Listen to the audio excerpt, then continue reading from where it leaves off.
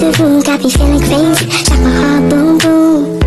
Any other boy would stare, but me, I look away, 'cause you're making me scared. Trying not to breathe, 1, 2, 3. Assalamualaikum warahmatullahi wabarakatuh.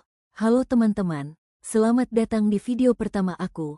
Video ini berisi tentang penjelasan nahwu dasar yang diambil dari kitab Syabrowi oleh Inara Salma Konita.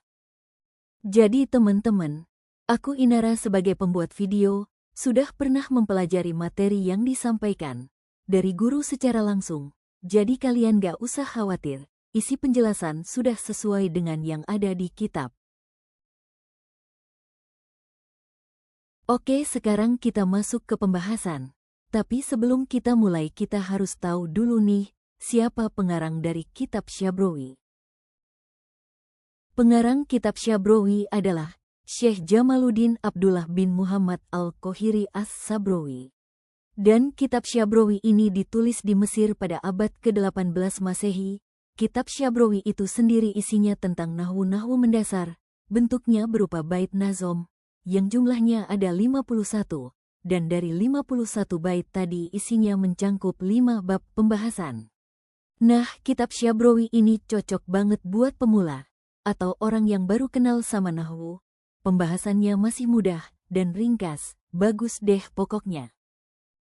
Babul awal fil kalami wa mayata alafu minhu, ya toliban nahwu hud mini kowangidahu, manzumatan jumlatan min ahsanil jumali. Bab yang pertama, menjelaskan tentang kalam dan hal-hal yang berkaitan dengannya. Pada nazom pertama ini, berisi pembukaan dari sang musonef, yaitu Syekh Jamaluddin. Beliau merekomendasikan kita untuk mempelajari kaidah nahwu dari kitab karangan beliau, karena kitab ini sudah beliau susun dengan sangat baik, sudah beliau buat mudah untuk dipelajari untuk para pemula.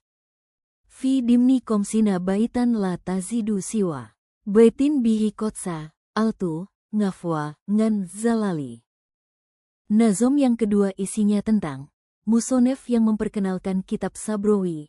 Kitab Sabrowi itu terdiri dari 50 bait yang berisi penjelasan, dan ditambah 1 bait yang berisi tentang permohonan sang musonef kepada Allah. Permohonan tentang apa? Memohon agar Allah melindungi beliau dari kesalahan dalam mengarang kitab. Sungguh mulia Syekh Jamaluddin, dengan segala kepintaran beliau masih rendah hati dan tidak sombong, sebagai pengingat bagi kita bahwasanya manusia adalah makhluk yang lemah dan dapat berbuat salah kapan saja. In anta atkontaha hanat masailuhu, alaika min goiri tatwilin wala malali.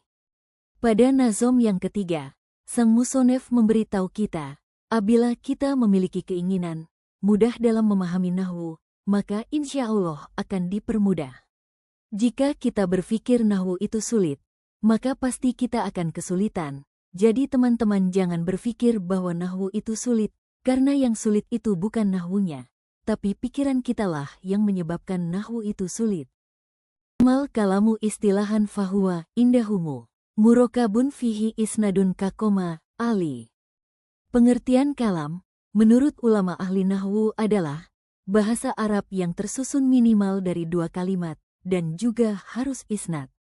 Sedangkan pengertian isnad adalah susunan kalimat yang tertuju, atau menunjukkan suatu maksud, yang dapat difaham. Ringkasnya isnad adalah dapat difahami. Nah teman-teman, jika dilihat dari pengertian kalam, bisa kita ambil kesimpulan bahwasanya kalam memiliki beberapa syarat. Syarat yang pertama yaitu bahasa Arab. Nah karena yang kita bahas adalah nahwu, yang membahas bahasa Arab, jadi sudah jelas semua hal pasti berkaitan dengan bahasa Arab. Jadi, jika bukan bahasa Arab, maka bukan kalam menurut ahli nahwu.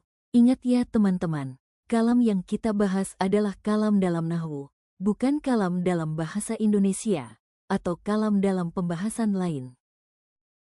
Kemudian syarat yang kedua, yaitu minimal tersusun minimal dari 2 kalimat, atau bisa disebut murokab.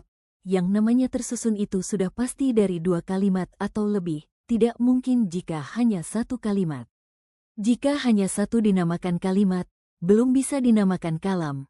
Jika ada 2 kalimat baru bisa dinamakan kalam. apabila memenuhi syarat. Pada gambar yang sudah aku buat, bisa dilihat lafaz yang di atas, koma dan jaa, itu hanya satu kalimat, jadi belum bisa dinamakan kalam. Kemudian contoh yang di bawah, koma Salma dan jaa Hasan, itu contoh lafaz yang sudah kalam, karena terdiri dari dua kalimat. Nah, perlu diingat lagi ya teman-teman, kalimat di dalam nahwu berbeda dengan kalimat dalam bahasa Indonesia. Syarat yang ketiga atau yang terakhir adalah isnad, yaitu menunjukkan pada suatu maksud yang dapat difaham. Jadi walaupun sudah tersusun tapi tidak memberi kefahaman maka tetap bukan kalam. Yang dimaksud faham yaitu ketika mukhotob atau orang yang diajak bicara mengerti tentang ucapan dari mutakalim atau orang yang mengajak berbicara. Contohnya si mutakalim mengatakan jaa Hasan, yang artinya Hasan sudah datang. Maka si mukhotob faham bahwasanya Hasan sudah datang. Wal ismu wal filu summal harfu jumlatuha aiza'uhu fahuwa anha goiru muntakili. Nah teman-teman, tadi di awal kita sudah membahas bahwasanya kalam itu minimal tersusun dari dua kalimat. Pada nazom yang kelima ini kita akan bahas tentang kalimat yang bisa dijadikan susunan kalam. Nah kalimat dalam nahwu itu hanya ada tiga. Yang pertama kalimat isim, kedua kalimat fi'il, dan yang ketiga kalimat huruf. Teman-teman bisa mengartikan kalimat dalam nahwu itu sama dengan sebuah kata atau lafaz. Jadi bila ada satu saja lafaz Arab, itu sudah dinamakan kalimat. Ingat ya teman-teman, ini bukan kalimat dalam bahasa Indonesia yang memiliki arti susunan beberapa kata. Jadi keduanya jelas berbeda. Oke teman-teman, tadi kita kan sudah tahu bahwasanya kalimat itu jumlahnya ada tiga. Sekarang kita akan bahas satu persatu. Yang pertama kalimat isim. Pengertiannya adalah suatu kalimat atau lafaz yang dapat menunjukkan makna pada dirinya sendiri dan tidak bersamaan dengan tiga zaman. Maksudnya dapat menunjukkan makna sendiri yaitu isim tidak perlu bantuan kalimat lain untuk menunjukkan maknanya. Dan tiga zaman yang dimaksud adalah isim tidak menunjukkan waktu. Fal ismu yu'raf ngubit tanwin suma bi'al wal jari au bihurufil jari karrojuli. Teman-teman, kita tahu bahwasanya kalimat tidak hanya ada satu, dan kita harus tahu mana yang kalimat isim dan mana yang fi'il agar memudahkan kita dalam mengetahui maknanya. Nah, tapi teman-teman gak usah khawatir. Di kitab Sabrowi Syekh Jamaluddin, beliau sudah menyebutkan ciri-ciri atau tanda dari setiap kalimat. Yang pertama tanda kalimat isim. Isim memiliki tiga tanda, dapat menerima tanwin, menerima al, irob jer, dan huruf jer. Kita bakal bahas tanda isim satu persatu ya guys. Yang pertama itu menerima tanwin, dan itu semua tanwin, baik itu fathah tanwin, domah tanwin, ataupun kasroh tanwin. Nah guys, kalimat isim ini biasanya berupa nama, baik nama seseorang ataupun nama tempat. Tapi bukan berarti, yang bukan nama itu bukan isim. Jadi gini guys, nama itu pasti isim, tapi tidak semua kalimat isim itu bentuknya nama. Kemudian tanda isim yang kedua, dapat menerima al. Jadi jika ada lafaz yang awalnya terdapat al, maka dapat dipastikan bahwasanya itu adalah kalimat isim. Perlu diketahui bahwasanya tanwin dan al tidak bisa berada dalam satu lafaz, jadi jika ada al berarti tidak dapat ditanwin, begitu pula sebaliknya. Di sini aku ambil foto dari kitab Sabrowi langsung ya teman-teman. Lafaz yang aku lingkari garis merah adalah contoh kalimat isim yang ditandai dengan al, dan lafaz tersebut tidak dapat ditanwin. Apabila ingin ditanwin, maka al harus dihilangkan. Kemudian kita bahas tanda yang ketiga, yaitu irob jer atau didahului huruf jer. Karena kita belum mempelajari irob jer, dan pembahasan irob jer masih ada pada bab selanjutnya, maka saya akan membahas sedikit tentang huruf jernya. Huruf jer yang paling sering dijumpai ada 12, min, ila, an, ala, fi, ruba, ba, kaf, lam, wawu kosam, ba kosam, dan ta kosam. Setiap kalimat yang didahului oleh huruf jar, sudah dapat dipastikan bahwa lafaz tersebut i'rabnya jar, dan apabila i'rabnya jar, maka kalimat tersebut adalah kalimat isim. Contohnya mim makah. Nah di situ makah adalah kalimat isim dengan tanda i'rab jar atau huruf jar. Wal filu bis sini au qad au bis saufa wa in arota harfan famin tilkal umuri holi. Sekarang, kita akan membahas tanda atau ciri dari kalimat fil dan huruf. Kalimat fil sendiri tandanya hanya satu, yaitu dapat menerima qad, sin dan saufa. Sedangkan kalimat huruf itu tidak dapat menerima tanda dari kalimat fil ataupun kalimat isim, bahkan bisa dibilang bahwasanya kalimat huruf tidak memiliki tanda atau ciri. Kita bahas satu persatu tanda fil ya guys. Pengertian dari kalimat fil sendiri adalah kalimat yang menunjukkan mana pada dirinya sendiri dan berbarengan dengan salah satu tiga zaman.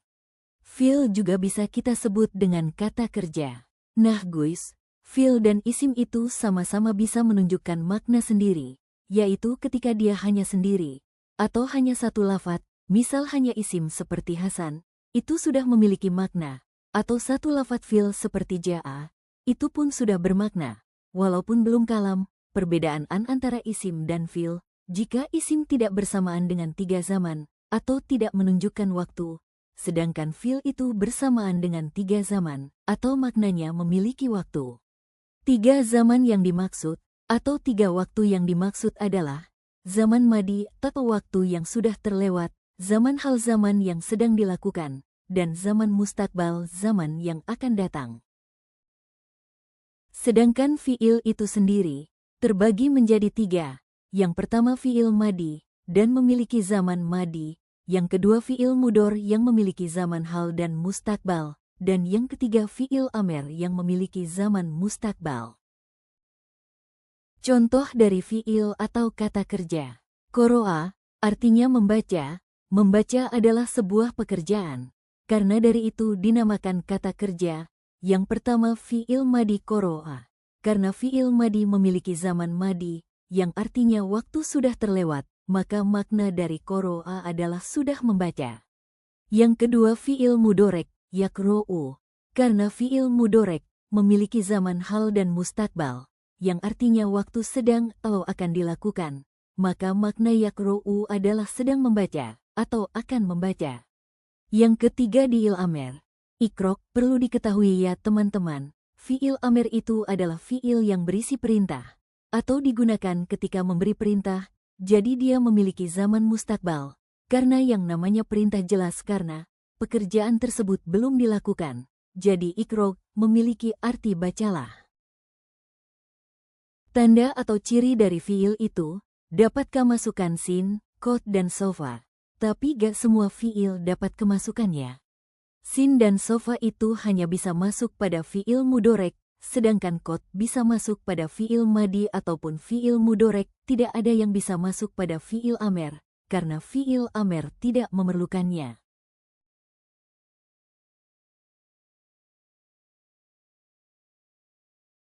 Qad juga memiliki makna yang berbeda. Jika qad masuk pada fi'il madi, memiliki makna sungguh, atau bisa juga benar-benar, seperti qad qoro'a, artinya sungguh membaca, atau benar-benar membaca. Kemudian apabila qad masuk pada fi'il mudorek, memiliki makna terkadang, seperti qad yakro'u, artinya terkadang membaca. Teman-teman perlu diingat, sin, qad, dan saufa itu hanya tanda, yaitu kalimat fi'il bisa dimasukinya, bukan berarti harus kemasukan, jadi apabila fi'il tidak didahului oleh sin, qad dan saufa itu tetap dinamakan fi'il. Berbeda dengan isim, kalau isim itu sudah pasti bersama dengan salah satu tandanya, tapi fi'il tidak. Sekarang kita bahas kalimat yang terakhir, yaitu kalimat huruf. Kalimat huruf adalah kalimat yang tidak bisa menunjukkan makna pada dirinya sendiri. Kalimat huruf dapat memiliki makna apabila bersama dengan kalimat lain, baik itu isim atau fi'il. Huruf berbeda dengan isim atau fi'il yang mandiri dalam hal makna. Huruf membutuhkan bantuan agar bisa bermakna. Teman-teman masih ingatkan, dengan huruf jer sebagai salah satu tanda kalimat isim, huruf jer juga contoh dari kalimat huruf. Contohnya min memiliki arti dari, tapi min bisa memberi makna dari, apabila ia bersama kalimat lain. Jika tidak, maka min sama seperti huruf hijaiyah biasa, tidak ada artinya. Seperti min Makkah, yang artinya dari Makkah, maka itu kalimat isim, karena didahului huruf jer, dan min memiliki arti dari karena ia bersama kalimat isim. Begitu pula dengan huruf jer yang lainnya, entah itu fi, ila, dan seterusnya, mereka akan memiliki arti jika bersama isim atau huruf, jika tidak maka tidak berarti. Oke teman-teman, ini aku ambilkan contoh dari kitabnya langsung, seperti lafaz yang aku lingkari, di situ ba, bersama kalimat isim yang ditandai dengan al, dan karena itu ba bisa memberikan arti dengan.